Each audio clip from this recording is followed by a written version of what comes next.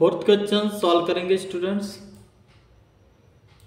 6x minus 4y is equal to -12 and 8x minus 3y is equal to -2। Given simultaneous equations are 6x minus 4y is equal to -12। यहां पर -2 है student second equation में। 2 से हम dividing करेंगे both sides by 2 से, तो कितना होगा स्टूडेंट्स? 3 2 जा 6 होगा, 2 2 जा 4 होगा और 2 6 जा 12 हो जाएगा। तो हम लिखेंगे 3x minus 2y is equal to -6। यह हो गया हमारा इक्वेशन नंबर फर्स्ट। क्या किया हमने? 2 से डिवाइड किया, तो हम लिख सकते हैं यहां पर डिवाइडिंग बोथ साइड बाय 2।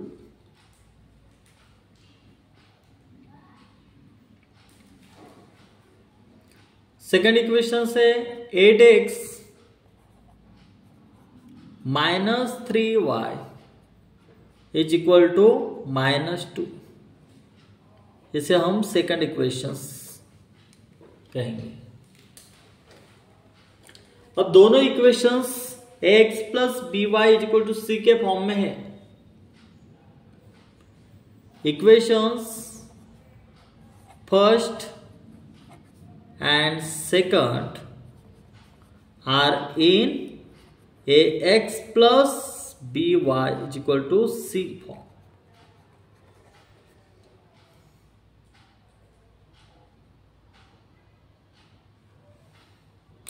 अब इसमें सबसे पहले हमें d को फाइंड आउट करना है स्टूडेंट्स। अब दोनों इक्वेशंस हमने लिख लिए। दोनों इक्वेशंस में हमें d फाइंड करना है, तो 3 -2 8 -3 ये वैल्यू हम लिखेंगे, क्रॉस मल्टीप्लिकेशन करेंगे। उसके बाद 3 -2 3 और ये y की वैल्यू -2 है 8 एंड ये -3। क्रॉस मल्टीप्लिकेशन होगा इज इक्वल टू 3 और -3 3 मल्टीप्लाई -3 माइनस ये -2 मल्टीप्लाई 8 3 3 जा 9, लेकिन माइनस है तो माइनस का साइन रहेगा यहां पर -9 माइनस देन 8 2 जा 16 -16। अब देखो स्टूडेंट्स -9 माइनस से माइनस प्लस हो जाएगा, +16 हमने लिख दिया। Minus plus minus 16 -9 7 is not equal to 0। यानी हमारी d की जो वैल्यू है स्टूडेंट्स, d की वैल्यू हमारी 7 आ चुकी है। अब हमें dx फाइंड करना है। dx निकालने के लिए हम क्या करेंगे स्टूडेंट्स? -6 -2 देन -2 -3। देखो स्टूडेंट इक्वेशंस देख लो, -6 -2 एंड -3। तो चलिए हम dx फाइंड आउट करते हैं। -6 -2 -2 -3। अब इसे हम क्रॉस मल्टीप्लिकेशन करेंगे स्टूडेंट्स। -6 मल्टीप्लाई -3 माइनस -2 मल्टीप्लाई -2 6 3 जा 18 माइनस माइनस प्लस हो जाएगा 18 लिख दिया हमने माइनस 2 टू जा 4, माइनस माइनस प्लस हो जाएगा 4। अब 18 माइनस 4 कितना होगा 14, यानी dx हमारा जो है वो 14 निकल चुका है, dx की वैल्यू 14 आ चुकी है। अब हम dy को फाइंड आउट करेंगे। dy is equal to, dy निकालने के लिए हमें वैल्यू को लेना पड़ेगा। देखो स्टूडेंट्स, फर्स्ट और सेकंड इक्वेशंस 3 लेंगे और उसके बाद -6, देन 8 के बाद ये -2, इससे क्रॉस मल्टीप्लिकेशंस करेंगे students. 3 -6 8 -2, cross multiplications is equal to 3 multiply -2, minus का sign, then -6 multiply 8।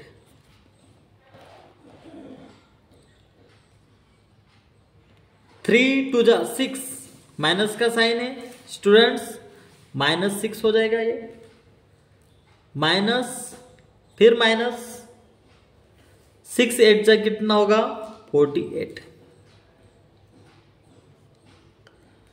-6 minus minus plus 48, minus plus minus 48 -6 कितना होगा स्टूडेंट्स 42। हमारा dy की वैल्यू 42 आ चुकी है। अब हम d की भी वैल्यू हमने निकाल लिए, dx भी निकाले, dy भी निकाल लिए। अब x की वैल्यू हमें फाइंड आउट करना है स्टूडेंट। तो x is equal to dx upon d।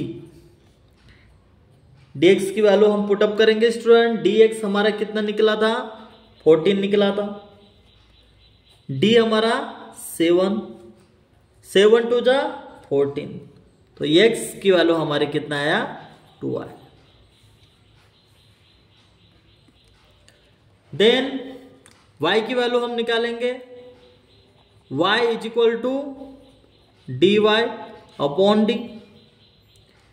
dy की वैल्यू कितनी 42 अपॉन d की वैल्यू 7,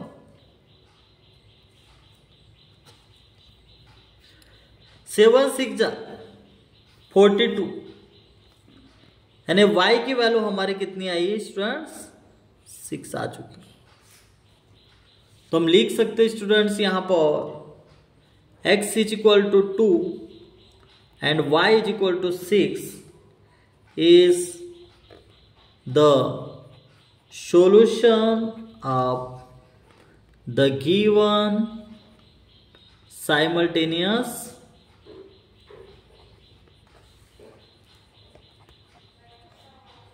equations।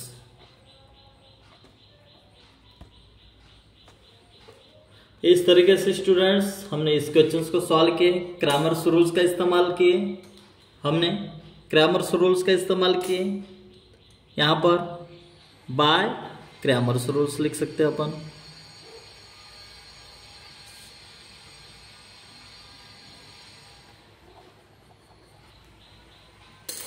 सबसे पहले हमने d को फाइंड आउट किए, उसके बाद dx निकाले, dy की वैल्यू निकाले और उसके बाद फिर हमने क्रैमर्स रूल्स का इस्तेमाल करके x और y की वैल्यू निकाले।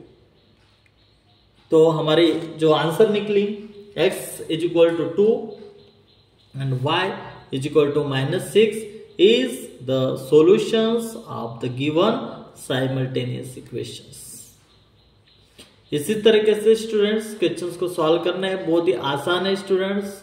1 बाय 1 सबसे पहले d आपको फाइंड आउट करना है, फिर उसके बाद dy, फिर उसके बाद dx dy, इस तरीके से आपको निकालना है। उसके बाद आप क्रैमर्स रूल का इस्तेमाल करते हुए आपको आंसर निकालना है x और y की।